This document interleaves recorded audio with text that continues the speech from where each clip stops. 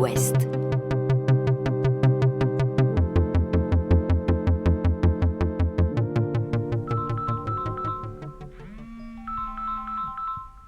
Moby West, la permanence, bonjour, goeiedag. Oui, bonjour, Madame Renard à l'appareil. Bonjour. Je vous appelle au sujet de ma sœur pour qui je suis assez inquiète. Oui, ce serait donc pour une nouvelle demande ? Oui, je pense, oui, tout à fait. D'accord, un petit moment, je prends de quoi noter. C'est possible pour vous que je vous pose quelques questions ? Oui, bien sûr. Bien, voilà, vous pouvez m'en dire un peu plus sur ce qui se passe ? Alors, ce qui se passe, c'est que depuis qu'elle est revenue, en fait, c'est compliqué.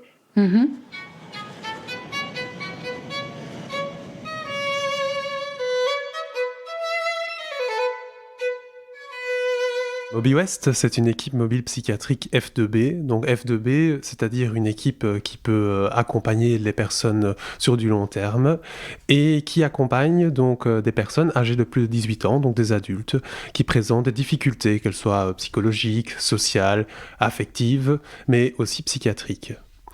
Ces difficultés sont assez variées et abordent par exemple la dépression, nous avons des assuétudes, des troubles de l'humeur, de la précarité, de la psychose. Moby West intervient dans le nord-ouest de Bruxelles, c'est-à-dire les communes de Jet, Koekelberg, Gonshorn, Berchem, Saint-Agathe, Laken, Neder-Overbeek et quelques quartiers de Molenbeek le long du canal. Moby West est né en octobre 2020, mais le projet a été élaboré bien avant cette date-là par plusieurs acteurs de la santé mentale du territoire du nord-ouest de Bruxelles, qui étaient donc partis du constat qu'il n'y avait pas d'équipe mobile psychiatrique de longue durée et que c'était nécessaire effectivement de la construire et de la réfléchir. Qu'elle prend en charge des personnes dont la chronicité des soins est bien ancrée dans leur quotidien. Il n'y a pas non plus d'une durée limite en fait, dans la prise en charge. D'Y, tu sais quel bus on prend pour aller chez monsieur ? 83. Ok, je vois. Ça fait longtemps moi que j'ai pas vu monsieur. Est-ce que tu sais comment il va ? Ben, on l'a vu il y a plus ou moins 3 semaines, je pense. Et en gros, pour l'instant, on est vraiment que dans des démarches administratives. C'est un peu ça avec lesquelles il veut bien qu'on fasse. Et voilà. Okay. J'ai entendu l'autre jour en réunion qu'il y avait une concertation de réseau. Ça a été pour lui ?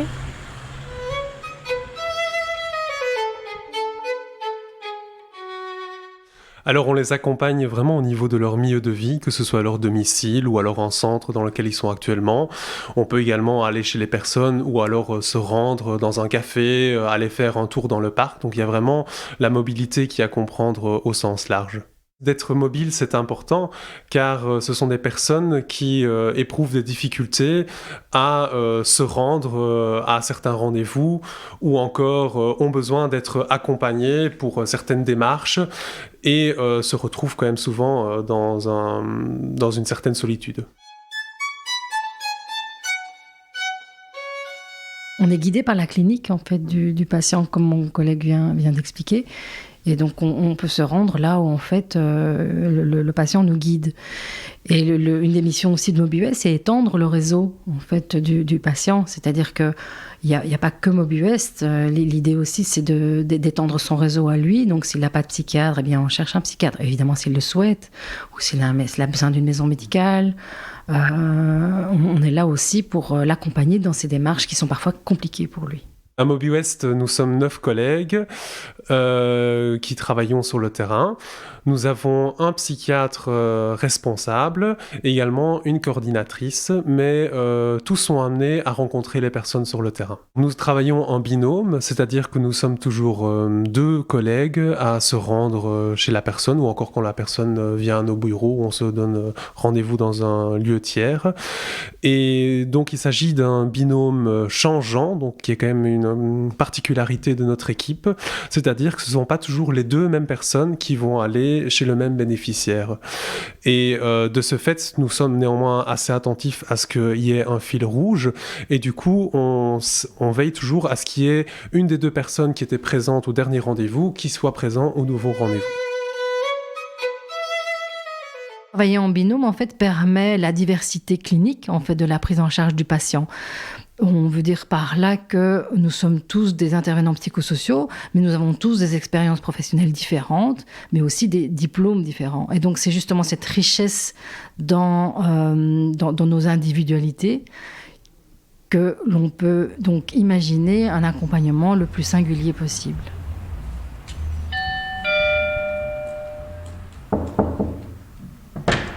Oui, bonjour, entrez. Voilà, on va se mettre dans le local de permanence. En plus, c'est le tout nouveau local qu'on vient de décorer. Voilà, je peux vous proposer à boire, du thé ou du café ou de l'eau, tout simplement. Puis voilà, vous pouvez me dire ce qu'on peut faire pour vous aujourd'hui. Et... voilà.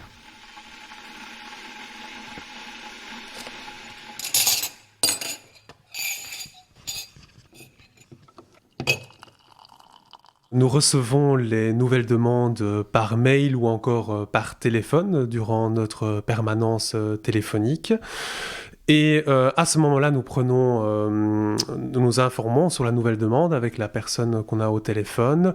Nous prenons toutes les informations nécessaires et organisons une première rencontre avec la personne et parfois aussi déjà une première rencontre en même temps avec le réseau. Nous avons également des permanences physiques et téléphoniques. C'est-à-dire, on s'est demandé à un moment donné s'il n'était pas intéressant en fait d'élargir un petit peu notre prise en charge. Et donc, on a mis ces permanences en place. Celles-ci ont lieu tous les jours, à des moments différents de la journée. Et elles sont donc, c'est une information qui est donc accessible auprès des patients. Et selon ses souhaits, c'est-à-dire parfois, il y a une angoisse qui doit être un petit peu entendue et donc il peut se déplacer au sein de nos bureaux. Alors, qui peut nous contacter ?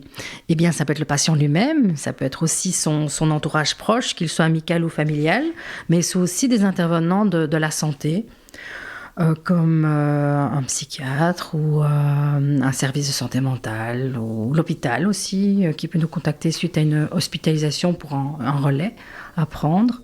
Le temps est nécessaire pour rencontrer le patient, pour l'accompagner dans ses difficultés, parce que ces difficultés, parfois, il y a des hauts et des bas. Nous portons donc une attention particulière à respecter le rythme de la personne, car ce sont souvent des personnes qui sont fortement à l'écart de la société, qui peuvent vraiment nous dire qu'ils ne trouvent pas leur place dans la société.